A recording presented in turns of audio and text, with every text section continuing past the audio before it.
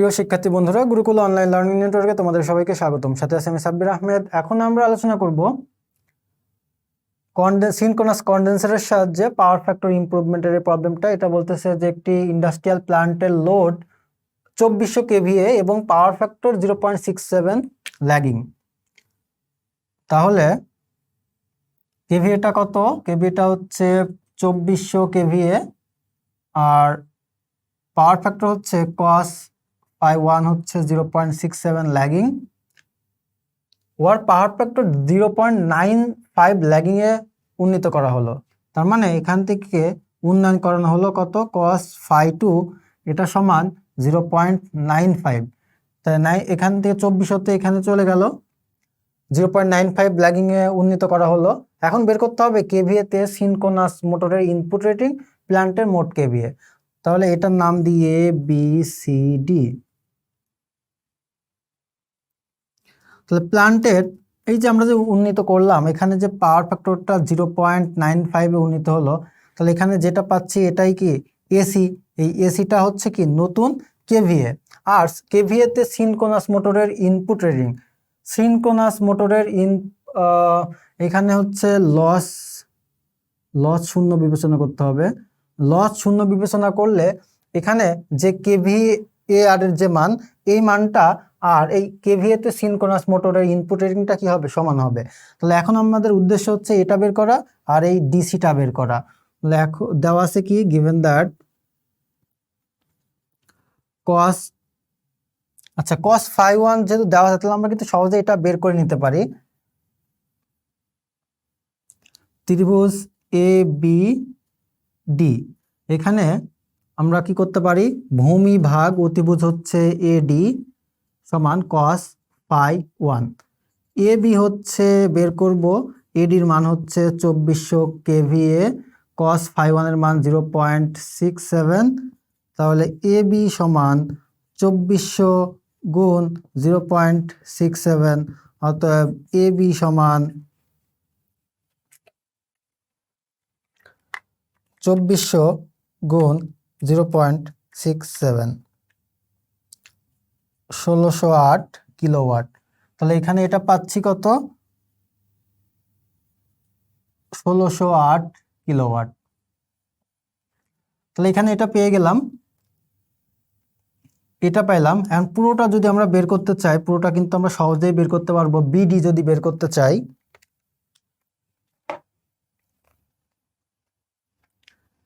আমরা যদি বিডি বের করতে চাই তাহলে এডি স্কোয়ার সমান এবি স্কোয়ার যোগ বিডি স্কোয়ার।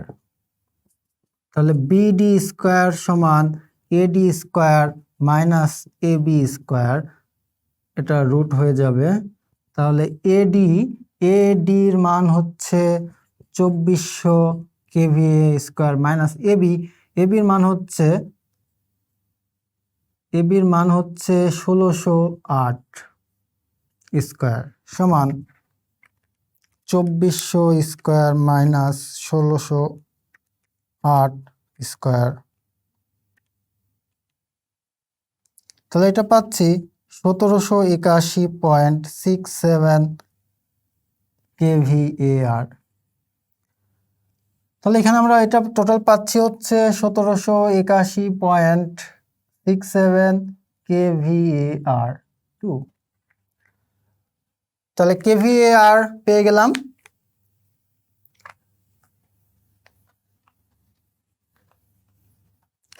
এখন আমরা এটা বের করব, এটা কিভাবে? ভূমি জানি, অতিভুজটা তাহলে বের করব। তাহলে ত্রিভুজ এবিসিতে আসি। ত্রিভুজ এবিসিতে যখন আসবো তখন ভূমি ভাগ অতিভুজ সমান cos phi2। এবির মান হচ্ছে 1608, এসির মানটা বের করব cos phi2 0.95।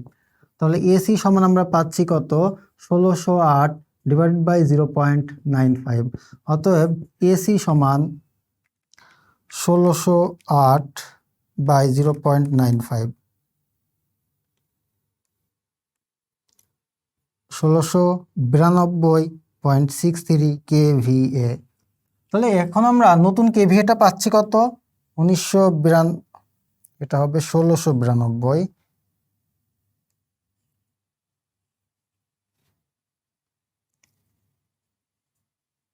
(1692.63 kVA।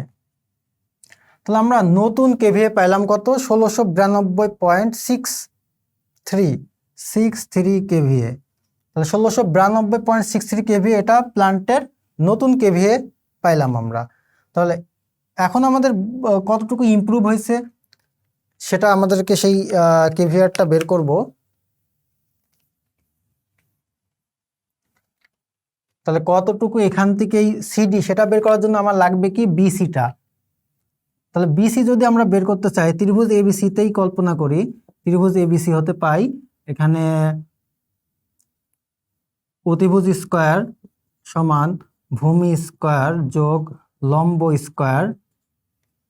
এসির মান আমরা পাইছি 1692.63 স্কয়ার, এবি স্কয়ার, এবির মান হচ্ছে 1608 স্কয়ার প্লাস বিসি স্কয়ার।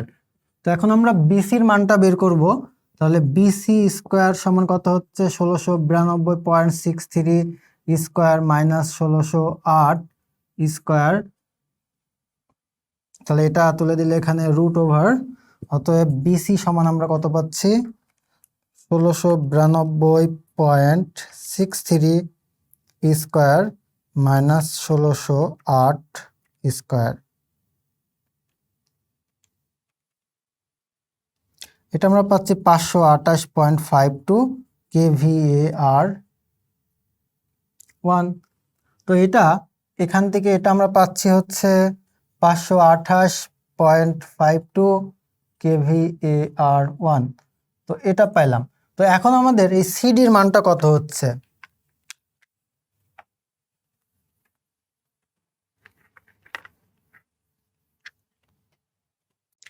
তাহলে এখন সিডির মানটা কত হবে? সিডি সমান হবে বিডি মাইনাস বিসি।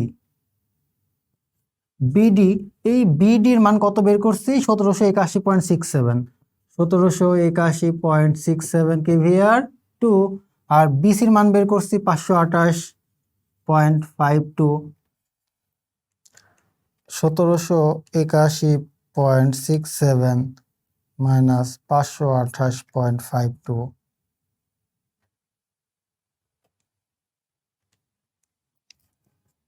(1253.15 kVAR। তাহলে আমরা এখানে কতটুকু ইমপ্রুভ করতে পারলাম? 1253.15 kVAR। এখন আমাদের বলতেছে যে প্লান্টের মোট কেভিএ কত। তাহলে প্লান্টের মোট কেভিএ কত পাইছি? 1692.63 kVA।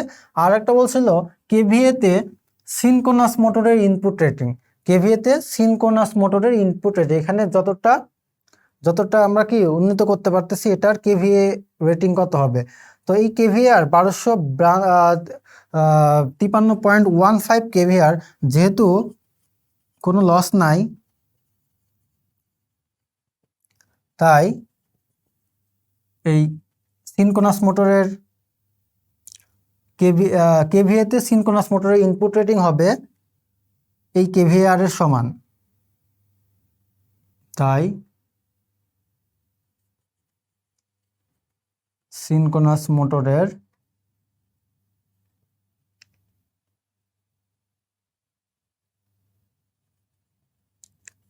ইনপুট রেটিং সমান 1253.15 kVA। তাহলে সিনক্রোনাস মোটরের ইনপুট রেটিং কি হবে? যেহেতু লস নাই তাই কেভিআর এর সমান 1253.15 kVA, কেভিআর এর সমানই হবে। তাহলে আমরা প্লান্টের মোট কেভিএ এবং সিনক্রোনাস মোটরের ইনপুট রেটিং কেভিএতে বের করে ফেললাম। আশা করি তোমরা বুঝতে পারছো এই ধরনের প্রবলেম কিভাবে সলভ করতে হবে। তো বইয়ে আরও এই রিলেটেড যে কোশ্চেনগুলো আছে তোমরা সলভ করতে থাকো, প্রবলেম হলে কমেন্ট করে জানিয়ে দাও, চেষ্টা করব সলিউশন দেওয়ার। এতক্ষণ সঙ্গে থাকার জন্য সবাইকে জানাচ্ছি ধন্যবাদ। পরবর্তী ক্লাস দেখার আমন্ত্রণ রইল।